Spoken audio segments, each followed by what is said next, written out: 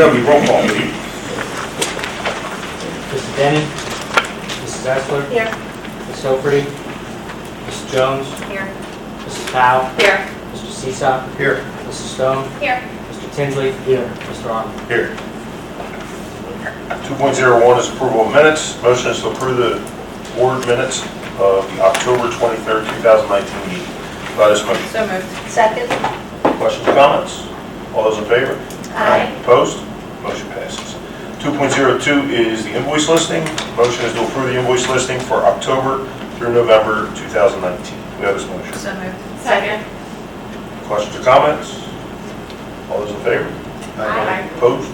Motion passes. 2.03, Ms. Powell. As of September 30th, 2019, Pendaco's balance was $44,309,084. During October 2019, local, state, and federal revenues totaled $3,819,955. Disbursements were issued in the amount of $4,081,317. As of October 31st, 2019, Pendaco's current balance is $44,047,723. The motion is to approve the Treasurer's Report for October 2019. Do I have this motion? So moved. Second. Questions or comments? All those in favor? Aye. Opposed? Motion passes. 2.04 is the budget transfer report. Motion is to approve the budget transfer report for October 2019. Do I have this motion? So moved. Second. Questions or comments? All those in favor? Aye. Opposed? Motion passes. Number 3 is the student representative's report to the board, and I am assuming that they didn't make it tonight because they didn't realize that in the month of November we moved the meetings up, so they are not here tonight. At that time, we're going to use items for board discussion, and we are going to have our audit presentation. Yes, thank you, Mr. Lummer. I'm pleased to have Mr. Ed Furman of the Canale Auditing Firm come and present the annual audit. Before he takes the mic, I want to compliment Eric Zebley in his first audit as business administrator. I think you're going to find the information to be very positive and reflects really quite positively on this department. Ms. Furman. Thank you. We're completed with the audit at this point. All the numbers are set. I brought down final drafts, which is a larger document. We're just at the final processing of those, so you'll have the final bound copy shortly. I'll walk you through the smaller document, the audit presentation for the school board. And the first page of the handout are the agenda items I'll be covering. The page after that, required communications. We will be issuing an unmodified clean opinion on financial statements. Same with the single audit work. Single audit work is the testing that we have to do on the federal programs. So based on the amount of the federal grant you receive and the type of program the federal government dictates our testing of that. And again, that'll be no findings and unmodified opinion also. Statement of auditing standards on 14 report is an audit committee letter. Whenever we issue an audit report, we also have to issue this report. And we have to notify the board if we had problems with the audit, any issues, significant issues. And the audit went very well, went very smooth, so there's nothing to report there. The page after that, the audit scope and timing. Again, this just gives you a general overview of the audit process. We download 100% of your general ledger activity into our audit software as a starting point for that. And I'll get into some of those points at the bottom of the page. We review and we test the internal control system, so we actually take transactions and make sure all the procedures are in effect. We had no material audit adjustments. Cash and investments, we tie those to year-end bank reconciliations, and we also confirm if you have any Act 72 collateral. So whenever you have a bank account where the balance is above FDIC coverage, the bank's required to pledge federal security against your account for your protection, which is under Act 72. The capital assets, main testing there is we vouch those back to invoices. Accounts payable, we're looking to make sure there's a good cutoff of expenses. The debt and revenue, we do a lot of third-party confirmations, so we have independent confirmation of those balances. Expenses, we run pivot tables. Again, since we have 100% of your activity, we run each expense item or line item and just separate that monthly activity. We can compare that to prior years. We can look for any material transactions, look for gaps in check sequences or duplicate payments. So really, the type of audit works that we do isn't done until we actually see those reports and see where the material transactions are. One thing at the bottom of the page is the Benford's Law, which I've gone over with you in prior years, and that's the next 2 pages. Benford was a mathematician who came up with a formula that based on the size of the population, so many transactions should start with the digit 1 and lesser amounts 2 through 9. So you see the numbers dropped in as expected with the first digit. We did a second double digit Benford on the next page, and there we had some spikes. And these are the accounts that we then wind up testing. We drill down and see what activity is going on there. And a lot of the larger spikes are payroll related, where most of the employees are getting similar paychecks, so they start with the same 2 digits consistently. So nothing negative to report with our testing. The last page is just an overall summary. It's a historical summary since the government financial statement only has 1 year of data in it. And there's 2 sets of financial statements in the total financial. The first one's called the government-wide financial statement. So that's a full accrual method of accounting. We capitalize your fixed assets. That's recorded as a liability, almost like a for-profit financial statement. So looking at the 2019 numbers, you had a large drop in cash, but that really dropped into the line below it, money that was spent on capital projects. So you see that the capital asset number went up about $10 million, net of about $3 million of depreciation expense. Increase in accounts payable and accrual. The debt showed a reduction in principal payments. Compensated absences is accrued vacation and sick time. That number has been pretty consistent. The OPEB obligation, that's other post-employment benefits, which is the medical coverage that's provided to retirees. And an actuary actually does that calculation as far as what that unfunded liability is, and it's also tied in with PSERS. You'll see that number actually jumped in 2018. And the increase there is a change in the accounting pronouncements. Prior to 2018, GASB allowed you to amortize that liability over a 20-year period. But in 2018, they wanted the full unfunded liability put onto the balance sheet, similar to the pension liability. So the OPEB obligation was up slightly, offset with the pension liability. We obtained that number from PSERS actuary, and that actually showed a small decrease in 2019. So that leaves you with a net position or net equity of a deficit of about $38 million, and that deficit is really coming from the OPEB and the pension liabilities, which are long-term liabilities. So if you factor those back in, you have a strong balance sheet. Revenue and expenses, the revenues you see were pretty comparable, 2019 to 18. Similar with the expenses, other than in the support services there. The jump in there was the maintenance expenses that were incurred in 2019. And that had a net change or net deficit of about $2.1 million. The second set of financials deals with the governmental funds, and this is how you keep your books, how you do your budgeting, and basically the day-to-day accounting is in the governmental fund. So the main fund there is the general fund, and you wound up the year with about $13.8 million in general fund balance. That's about 22% of general fund revenues, and credit agencies are looking for anywhere from 8 to 12% number. So you have a very strong general fund. Basically what that allowed you to do is, you'll see in the full document, you were able to commit some of that fund balance to capital projects, PSERS stabilization, and also debt service. So the change in the fund balance was a deficit of about $1.1 million. However, that compares to the budgeted deficit for the year was about $1.9 million. So the expenses came in significantly under budget, which lowered the the deficit in the fund. Food service showed a small surplus, about 21,000. And again, talked about the budget to actual and the simple audit work. Again, the larger document that you have is the finished document. We just have to do final processing on our end. And like I said, we'll have about copies shortly.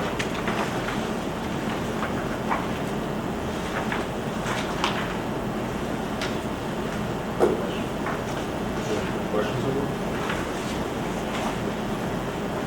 Well, thank you very much. Thanks for having us, and again, the audit went smooth with Eric. Very few government clients actually have 2 CPAs on board, so that's a plus that you have when you're around. So George informed us that this will be your last audit with us. You're retiring, so congratulations on that. Thank you. Hope you Thanks for your enjoy support over the enjoy years. that. And we look forward to continuing to work with you. All right, I appreciate it. Thank you. Thanks. One of the trend items I want to bring to the board's attention that we talked about when we met in Admin building with Mr. Furman. I was surprised to see that the earned income taxes in the last 2 years have actually declined. So there's a lot of factors for that. That number kind of surprised us a little bit.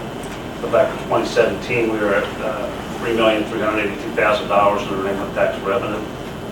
That has dipped down now to $3,239,000. Some of that is accounting issues where by the time it gets processed to come through the district, sometimes it could be in different calendar years, but even if you look back 2 years, so that's a trend that we have to keep an eye on. There's a little bit of an unexpected strain on our income taxes. I also want to point out that since 2015, our budget on instructional expenses, which is salaries and supplies, has increased by about $4.6 million, and our property taxes have generated $4.5 million. So that's the strain that public schools are facing right now, right? The pension payments, with the increases in healthcare costs. We want to make sure that we have really good, solid, competitive salaries for our employees. You put all that together with the limitations that we have in the Act 1 index, and that's the tension that school districts are facing. But I appreciate that the board continues to support our budgets to make sure that our percentage money that's being spent on instruction continues to be high. And last year was the highest percent that we've dedicated to our budget since I've been here towards instruction costs. So thank you for that. And thanks again, Mr. Herman. We appreciate your input and the work that you guys did. Yeah, thanks for having us. Definitely. So that audit will be on the agenda for approval tonight. Thank you. Thank you, Dr. Steinhoff. Number 4, back to Dr. Steinhoff for the superintendent's report. Thanks again, Mr. Armour. That's been very well enough about it. Before I start my superintendent's report, I want to recognize a couple people. First, tonight I'd like to recognize Ms. Lisa Esser, who received a certificate from the Pennsylvania School Boards Association acknowledging the completion of 8 full years. You might not even realize it's been that long. No, I did. Okay. 8 years service for school board service as Pendelco. In the mailing, they indicated the consummate board member is described as ethical, principled individual who has a deep desire to serve. School directors have a strong belief in the value of public schools. School districts are expected to offer more services along with world-class instruction with limited resources. These expectations provide a challenge for school directors who are unpaid volunteers who work tirelessly, give away their free time, away from their families, contributing to the schools and the communities they serve. And I thought that really is quite true of Ms. Essler and the work that we've done with her. Lisa, you've always done your research, you've always come prepared, and you've been an important part. So I'd like to pass along a certificate from PSBS. Thank you for taking it. Tonight is also the last night on the board for one of our members, Ms. Georgia Stone, who will soon be a judge. And she has been with us for 4 years of great service. And the administration and the school board wants to thank you for that. First of all, congratulations on your election as judge. And also thank you so much. A little bit. This was supposed to be a small plant, but in appreciation for your service and your commitment to us, thank you very much. We wish you all the best. Yep.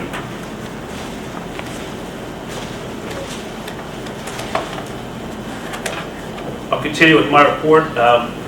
Good evening again to everybody who's in attendance. It's wonderful our board could meet during a week that coincides with American Education Week.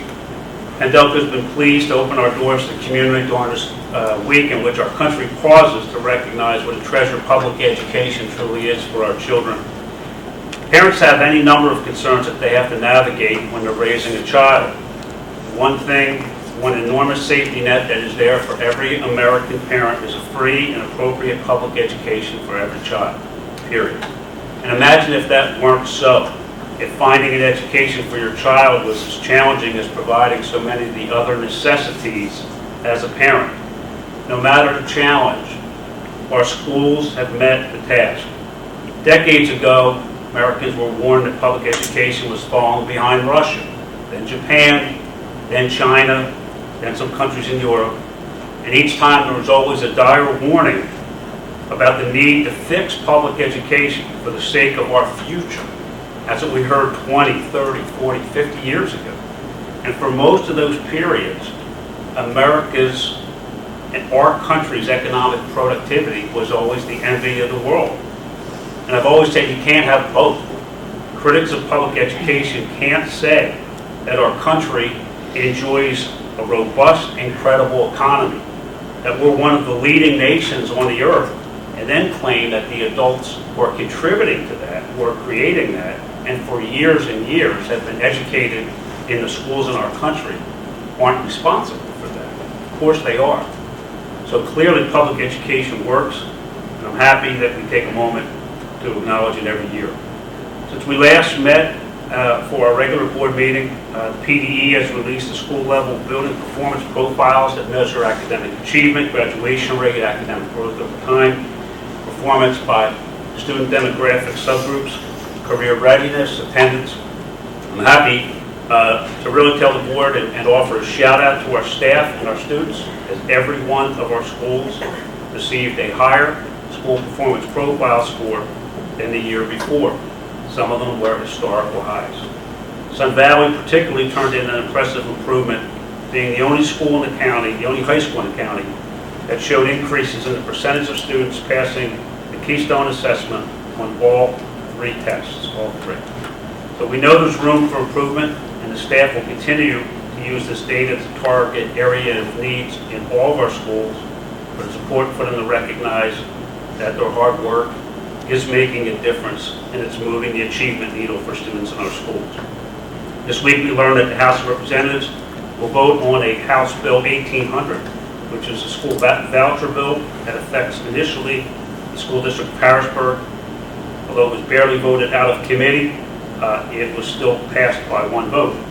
Because this legislation is bad for students and bad for taxpayers and has the potential to open the door to other forms of vouchers, it is worth mentioning as a concern. I penned a letter to representatives that was co-signed by superintendents in Delaware County and shared some of the main concerns with the school board members earlier. For purposes of brevity and time tonight, I pointed out that that's legislation that is not helpful for taxpayers, it's not helpful for students, and it's not helpful for schools that it purports to serve. And I'm happy that many of the representatives that we speak to about that issue realize it for what it is. I want to note to the community that our high school auditorium and entrance improvement project is moving forward. Yesterday, the school district held a pre-bid meeting, and there's a lot of interest. We hope to award bids on December 18th. This will bring further progress on our continued responsible renovation of Sun Valley. I want to congratulate the seniors at Sun Valley and their advisors who participated in their annual variety show, and a couple of board members were able to attend as well, which was nice to see out there. I was happy to get an invite. I was happy to attend. It's wonderful to see students doing things that are part of a tradition at that school that have been happening for so many years. I think Mr. Zebley remembers maybe being in a variety show as well yourself. Awesome. Possibly. and other folks in the room who also attended Sun Valley. It's just great to see kids having, good wholesome enjoyment and a great turnout by the community. So congratulations to them. On the agenda tonight, I'm recommending Mr. Joel Lucius to be appointed the principal of Northview Middle School. Mr. Blair has accepted an administrative position in the Christina School District in Delaware. Takes him back to the high school level that he started his career in. As acting principal, Mr. Lucius has done terrific work with his staff and Ms. Martin as well. And I believe that he is just the right person to hold the title of Northview principal. You would be hard pressed to find somebody who cares as much for his staff and the students as Joel does. And it just so happens that the Northview Middle School hats that we ordered, all of you, arrived this week. So I'm happy to recommend Mr. Lucius as Northview's principal. Finally, with Thanksgiving on the horizon, I want to offer my thanks for the volunteer service of all of our board members. For those of you who were recently re-elected by the community, congratulations on their support. And join me also in being thankful for all of our employees and their dedication to our students. Thank you, Dr. Stone. In accordance with Act 48, the Sunshine Law, the board met in executive session tonight to discuss personnel and litigation matters. Comments by members of the board. So first, I'd like to say thank you to our community. 5 of us, or 4 who were re-elected. Thank you to Georgia, who has served with us for 4 years, giving her time to make sure that our districts run properly. Congratulations on being the judge. Hopefully, none of us run into you. But congratulations, and look forward to seeing you aspire over there. I also would like to welcome Steph Ellis. She'll be joining us next month as our replacement school board member for Georgia, and we'll look forward to a successful future. So any other comments by members of the board? Good.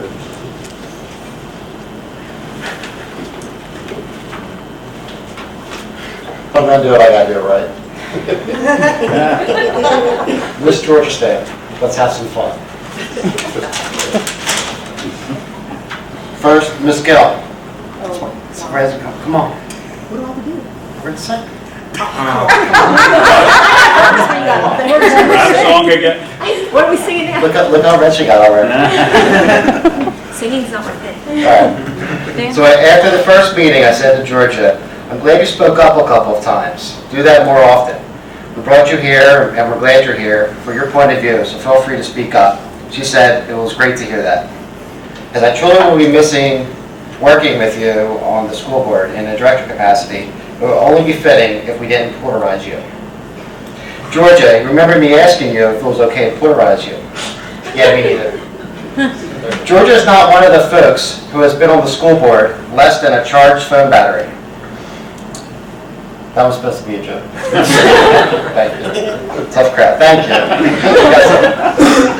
I had the pleasure to campaign with her in the past and watch her run a very successful campaign this year.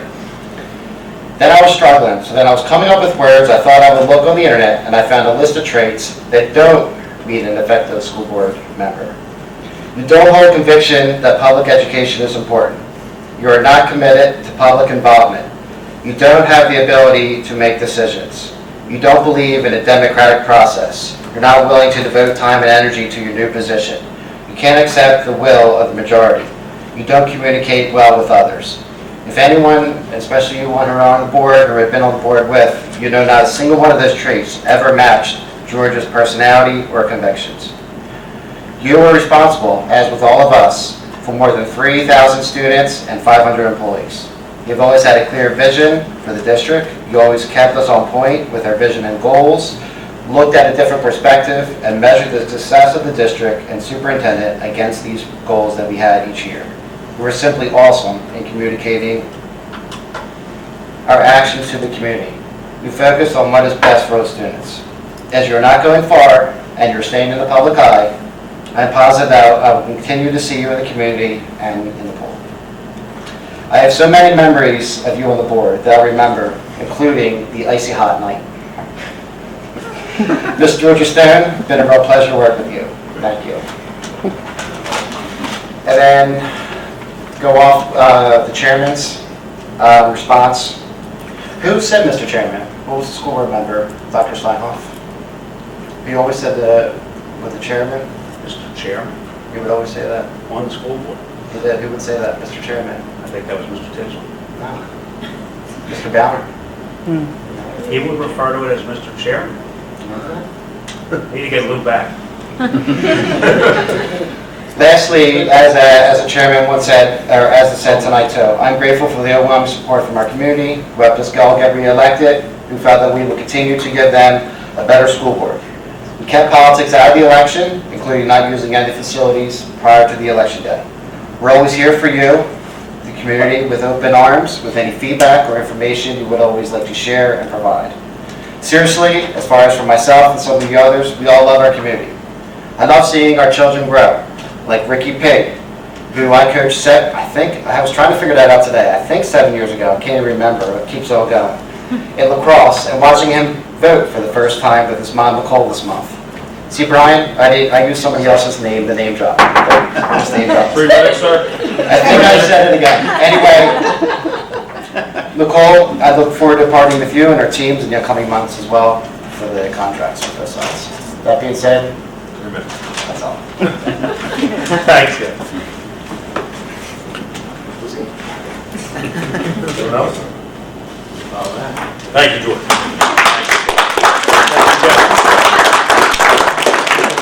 Anyone else? Have anything to say?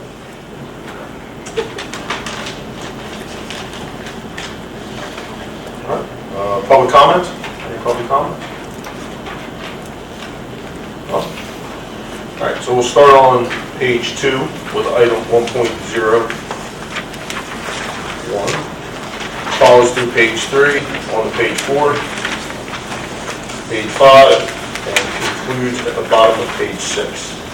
This references the Pendoco Budget 2019-2020, Act 93 Plan, PDEA Agreement, PDESPA Agreements, PDSSPA Agreement, PA School Code Section 110B. It is administrative recommendation to approve all personnel items as presented. Do I have a motion? So moved. Second. Questions or comments? All those in favor? Opposed? Motion passes.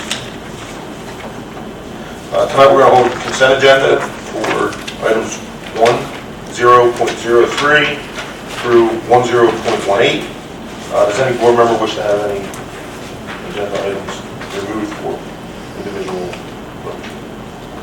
So with that, I need a motion to approve 10.03 through 10.18. Do I have this motion? So moved. Second. Please note that all contracts, preparations, and solicitations of bid are subject to the solicitor's office review. Questions or comments? All those in favor? Opposed? Motion passes. Any comments by members of the public? Members of the board? Obviously, I have to say thank you for all of those kind words. I do really appreciate it. I have thoroughly enjoyed my time here with all of you. It is truly an honor, and I'm encouraged that I'm leaving the school in such good hands.